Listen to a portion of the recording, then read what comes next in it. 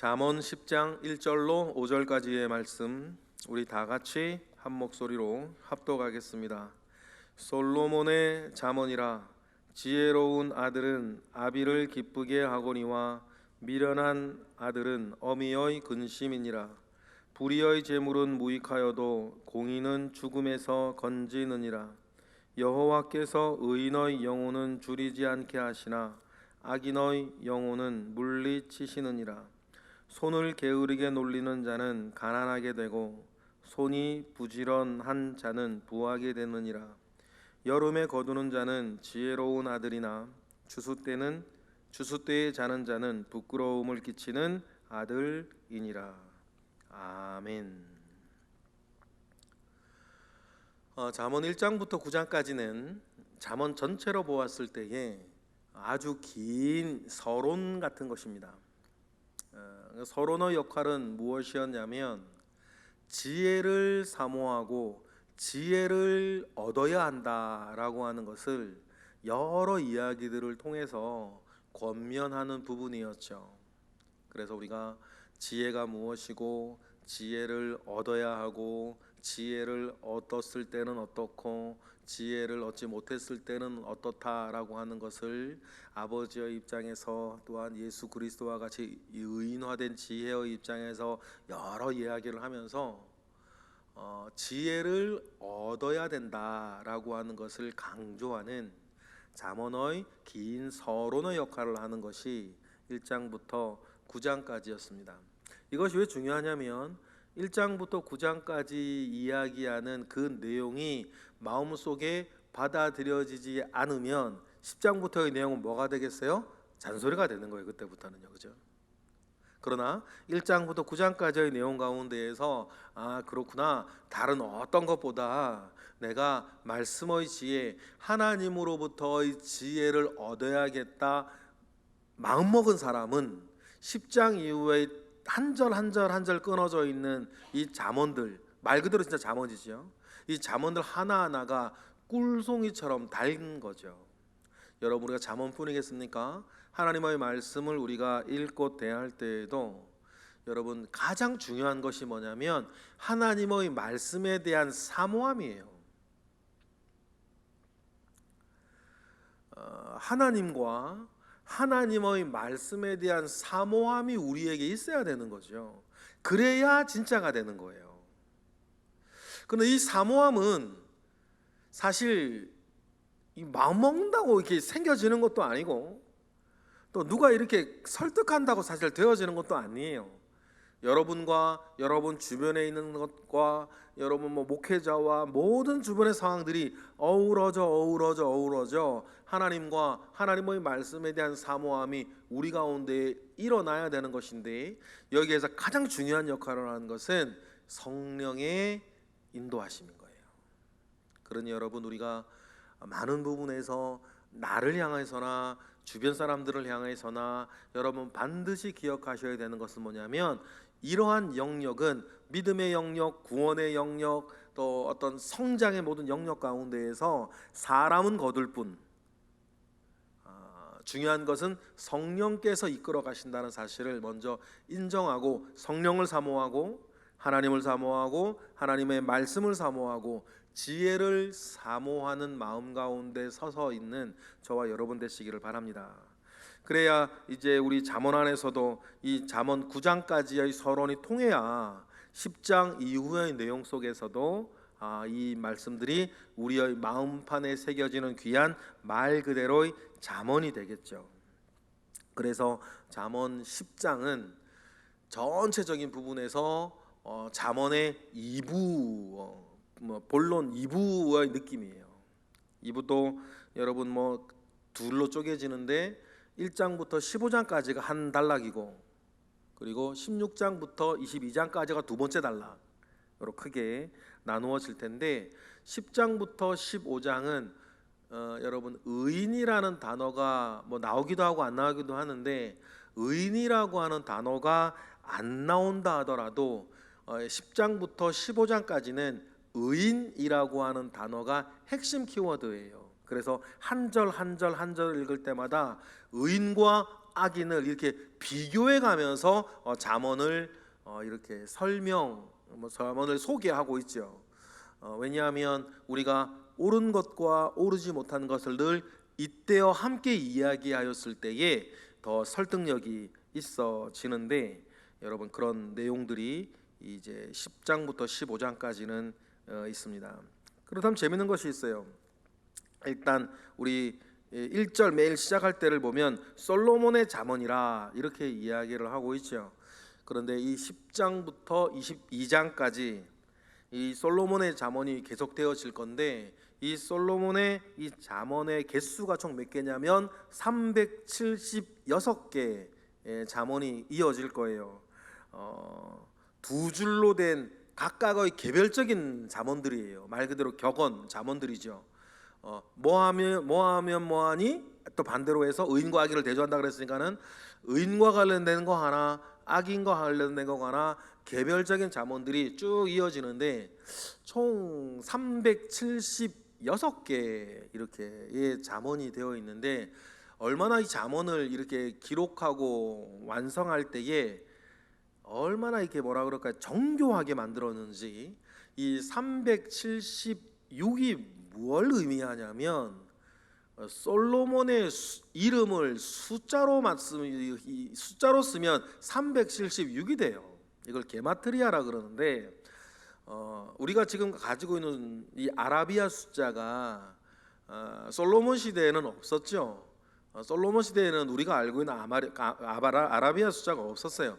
그러면 그 사람들은 숫자가 필요할 때 어떻게 썼냐 보면, 우리나라로 따지면 우리나라의 좌음에 숫자 값을 매겨놨어요. 그래, 기역은 1, 니은은 2, 디귿은 3, 뭐 이런 식으로 이렇게 우리 좌음에 숫자를 매겨놨는데, 그래서 이제 숫자를 표기해야 될 땐 그렇게 표기를 하는데, 우리 이스라엘도 마찬가지였죠. 숫자가 없었으니까.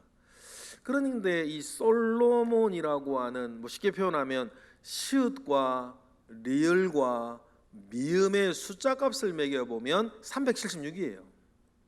그러니 10장부터 22장까지의 잠언을 이렇게 끌어모을 때에 1절에 솔로몬의 잠언이라 이렇게 이야기하는 것과 같이 얼마나 정교하게 만들었으면, 딱 이 모든 것이 이 솔로몬의 어떤 그 잠언인 것을 정교하게 표시해 나아가는 그런 내용이죠. 이런 내용들이 성경에 되게 많아요. 예를 들어서 마태복음에 보면 예수님의 족보가 이렇게 나오는데, 아브라함에서부터 다윗까지가 연례되어, 다윗부터 바벨론까지가 연례되어, 바벨론부터 예수님까지가 14대요, 뭐 이런 얘기가 나오는데, 이 14라고 하는 숫자도 뭐냐면 다윗이라고 하는 단어의 게마트리아인 거예요. 다윗, 디귿하고 이응, 우리나라 쉽게 얘기하면 디귿하고 이응을 이렇게 숫자로 대입을 하면 14가 나와요. 14는 다윗의 숫자 이름 값이거든요. 그러니까 성경에서는 그 어떤 누군가를 강조할 때에 그 사람의 이제 숫자 이름의 숫자를 참 즐겨 사용하기도 하는데, 이 잠언 같은 경우도 솔로몬의 잠언이라 되어 있는 이 10장부터 22장까지도 솔로몬이라고 하는 그 단어의 숫자 값으로 개수를 맞추었다 이야기를 해요. 저 열왕기 하에 보면 솔로몬의 잠언이 총 3,000개라 뭐 이런 언급이 나오거든요. 그런데 솔로몬의 그 잠언 3,000개 중에서 이렇게 376개를 추려서 이렇게 만들어 놓은 것이니, 특별히 우리 성경에 포함되어져 있는 이 잠언 376개는 매우 또 그 중에서도 엄선된 것이라는 것을 기억을 하고, 여러분 22장까지 두 줄로 된 개별적인 376개의 잠언들을 하나하나 읽어 가실 때에 이 잠언들을 가지고 우리의 삶을 더 지혜롭게 살아갈 수 있도록 만드는데 사용하시는 저와 여러분 되시기를 바랍니다. 먼저 우리 1절에 그러면 개별적인 잠언을 한번 읽어보겠습니다. 1절만 읽겠습니다. 시작. 솔로몬의 잠언이라, 지혜로운 아들은 아비를 기쁘게 하거니와 미련한 아들은 어미의 근심이니라 이렇게 얘기를 하고 있습니다. 그러면 여러분 잠언은 깊이 이게 무슨 뜻 막 이렇게 할 것도 아니고 말씀 그대로 받으면 되는 거죠. 그러면 지혜로운 아들은 아비를 기쁘게 하고 미련한 아들은 어미의 근심이다라고 했을 때 이런 잠언을 읽고 우리가 깊이 생각할 것도 없고 딱 나를 체크해 보는 거예요. 나는 지금 어떻지? 내가 아버지의 근심인가? 아니면 내가 이제 아버지의 기쁨인가? 내가 이제 어머니의 근심인가? 어머니의 기쁨인가? 이걸 보시면 내가 부모 앞에 살아가야 될 자녀로서 내가 누군지가 딱 바로 나오는 거예요. 그러면서 내가 체크하는 것은 우리의 궁극적인 목적이 아니죠. 우리의 목적은 체크가 아니라 그런 사람이 되는 거니까. 그러면 무엇이 지금 나의 어떤 마음과 어떤 삶이 근심이 되고 기쁨이 되는지를 확인하면서 하나님께서 나에게 부모의 기쁨이 되기를 원하시는구나. 부모의 기쁨이 되기 위해서 내가 지금 무엇을 해야 되고 무엇을 안 해야 되는가. 여러분 이런 걸 이런 마음으로 우리를 만들어 나가는 것이 중요하겠죠. 여러분 우리 성경에도 보면 에서와 야곱을 보세요. 에서는 부모의 근심이 되는 사람이었어요. 왜 그렇습니까? 자꾸 가나안 이방 여인과 결혼했거든요. 그러면 오늘 잠언서 말씀보다 에서는 더 앞에 사람이니까 그렇다 치더라도 우리가 생각할 수 있는 거죠. 이 잠언을 알았더라면 내가 이방 여인과 결혼하고 연애하는 것이 부모의 근심이 되는 일이라면 안 하는 거예요. 그죠? 반면에 야곱은 어머니의 기쁨이 되는 아들이었죠. 옛날부터 어렸을 때부터. 그렇게 우리를 이렇게 만들어 나가는 것 모두에 말씀드렸던 것처럼 잠언은 사는 지혜, 전도서는 죽는 지혜라고 했을 때 살 때는 우리가 이렇게 체크리스트를 가지고 살아야 되겠구나 이런 마음 먹으셨으면 좋겠어요. 2절 우리 또 읽어보겠습니다. 시작. 불의의 재물은 무익하여도 공의는 죽음에서 건지느니라 라는 말씀이에요. 그렇죠? 여러분 공의는 죽음에서 건집니다. 늘 공의롭게 살아가는 것은 여러분 우리를 죽음에서 늘 건져요. 비단 우리가 듣고 있는 뉴스에도 예를 들어서 전 서울시장이 어떻게 그렇게 돌아가셨다고 한다면 왜 그렇게 돌아가실 수밖에 없었습니까? 그의 내부적인 은밀한 삶이 공의롭지 못했던 거예요. 그죠? 바깥으로는 어떻게 이미지가 만들어져 있다 하더라도 그의 개인적인 삶은 공의롭지 못했던 거죠. 그러면 여러분 결국 어떤 일들이 생기면 죽음에서 건진을 받을 수가 없는 거예요. 우리가 그분들처럼 유명한 사람은 아니라 할지라도 누가 보든 안 보든 여러분 공의롭게 살아가시는 저와 여러분이 되시길 원하고 그 공의롭게 살아가는 일들 속에서 불의의 재물, 미가서 6장 10장 10절에 보면 불의의 재물은 여호와께서 미워하시는 거라 그랬거든요. 그러니 여러분 우리가 좀 덜 가지고 덜 먹고 없이 살아도 여러분 불의한 재물이 내 수중에 있지 아니하도록 여러분 신경을 쓰고 특히 여러분 숫자에 관심을 가지고 사셨으면 좋겠어요. 숫자는 거짓말 안 합니다. 제가 늘 강조하는 거 하는데 다른 건 말입니다. 이렇게 좋게 말할 수도 있고 안 좋게 말할 수도 있는데요. 딱 숫자는 거짓말 안 해요. 그래서 숫자에 대해서는 민감하게 여러분 하나님 아버지 앞에 공의를 세우시며 살아가시기를 부탁을 드릴게요. 또 3절입니다. 다 같이 읽어보겠습니다. 여호와께서 의인의 영혼은 줄이지 않게 하시나 악인의 소욕은 물리치느니라. 그렇죠? 의인의 영혼은 줄이지 않게 하신다. 먼저 그 나라와 그 의를 구하면 이 모든 것을 더하신다라고 하셨을 때 그 나라와 그 의를 구하는 그 믿음, 의인은 믿음으로 살아갈 것이니 그 영혼은 줄이지 아니할 것이다 라고 하니 말씀을 여러분 기억하고 영혼이 줄이지 않고 잘 되면 범사가 잘 되고 강건할 것을 우리는 압니다. 영혼 위에 성품 있고 성품 위에 결정 있고 결정 위에 인생이 있기 때문이에요. 그렇죠? 그럼 가장 근원적으로 우리 영혼이 잘 되어지는 것 매우 중요합니다. 그러나 육적인 사람들은 생각하죠. 영혼을 잘 되게 하는 건 당장에 돈도 안 되고 힘도 안 돼.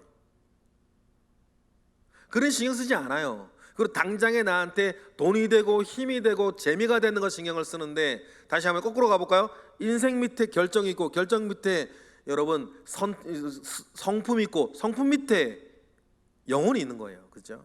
영혼이 잘 되어지면 범사가 잘 되고 강건해진다는 것을 여러분 기억하시며, 여러분 우리는 근원적인 것부터 영적인 것부터 다루어 가시는 저와 여러분 되시기를 원하고, 악인의 소욕은 욕심은 여러분 하나님 물리치십니다. 육체의 소욕은 늘 성령을 거스른다 그랬고,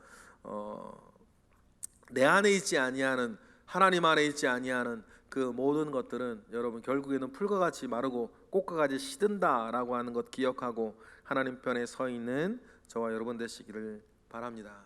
4절을 읽어보겠습니다. 손을 게으르게 놀리는 자는 가난하게 되고 손이 부지런한 자는 부하게 되느니라. 여러분 뭐 이게 뭐 더 붙일 말이 뭐가 있겠습니까? 딱 이런 거죠. 그런데 여러분, 예를 들어 게으름은 성품의 문제고 게으른 성품은 죄와 맞닿아 있다는 것을 여러분 꼭 기억하시기를 바라요. 그러니까 뭐 딱 자르고 얘기를 하면 게으름은 성품의 문제가 아니라 죄의 문제입니다. 죄의 문제예요. 성경에 나오는 하나님이 쓰신 모든 사람들을 보세요. 그 누구도 게으른 사람 없었습니다. 이런 성품의 문제가, 죄와 맞닿아 있는 성품의 문제가 해결되지 아니하면 어떤 것을 갖다 줘도 그 사람은 안 돼요. 오죽하면 가난은 나라님도 어쩔 수 없다는 속담이 있겠어요. 그 성품이 교정되어지지 않고 그 영혼이 잘 되어지지 아니한 사람이 아무리 나라님이 뭐 도와주고 무슨 뭐 복권에 당첨이 되고 해도 여러분 그 사람의 삶을 가난하게 만드는 그 게으름의 문제가 해결되지 않으면 여러분 결국 안 되는 거예요. 그러니 여러분 우리가 이런 게으름의 문제는 육으로 보면 성품의 문제지만 그것은 영적인 어떤 나태함과 태만, 영적인 나태와 연결되어져 있는 죄라는 것들도 우리 기억하고, 여러분 우리가 열심히 사세요. 건강이 허락되는 한에서 열심히 사시고 부지런히 사셨으면 좋겠습니다. 그리고 5절 읽어보겠습니다. 여름에 거두는 자는 지혜로운 아들이나 추수 때에 자는 자는 부끄러움을 끼치는 아들이니라. 그렇습니다. 때를 따라 아름답게 하신다라고 하는, 우리에게 영혼을 사모하는 마음을 주시고 때를 따라 아름답게 하시는 하나님을 여러분 우리는 꼭 기억하시기를 바랍니다. 그렇다면 여러분이 살고 있는 그 때는 그 때로서 가장 아름답다라고 하는 것을 여러분 영적으로 늘 새기며 사셨으면 좋겠어요. 그렇죠. 여기도 지금 여러분 앉아 계신데, 여러분들 제가 보지 못했지만 여러분 18살, 20살 때 얼마나 예쁘고 잘생기고 날씬했을까. 그런데 지금 50이 되고 60이 되고 70이 되니까 이렇게 뭐 좀 그렇죠. 그런데 그건 그거고, 우리의 마음 가운데 분명한 것은 뭐냐면 하나님은 때를 따라 아름답게 하신다. 그러면 지금 내가 살고 있는 이 때는 하나님께서 나에게 허락하신 가장 아름다운 때라는 것을 여러분 기억하고, 봄에는 봄에 할 일이 있고 여름에는 여름에 할 일이 있고 가을에는 가을에 할 일이 있고 겨울이 되면 겨울에 인생의 계절에도 할 일이 있는 것처럼 그 때를 귀하게 여기며 여러분 사시는, 하나님을 신뢰하며 하나님을 따라 사시는 저와 여러분 되기를 바랍니다.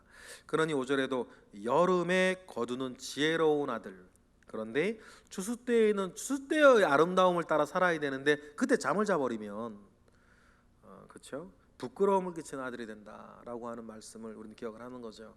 우리가 뭐 5절 읽었지만 딱 특징이 드러나죠. 절절히 이어지질 않아요. 그걸 한 절은 두 줄로 되어 있습니다.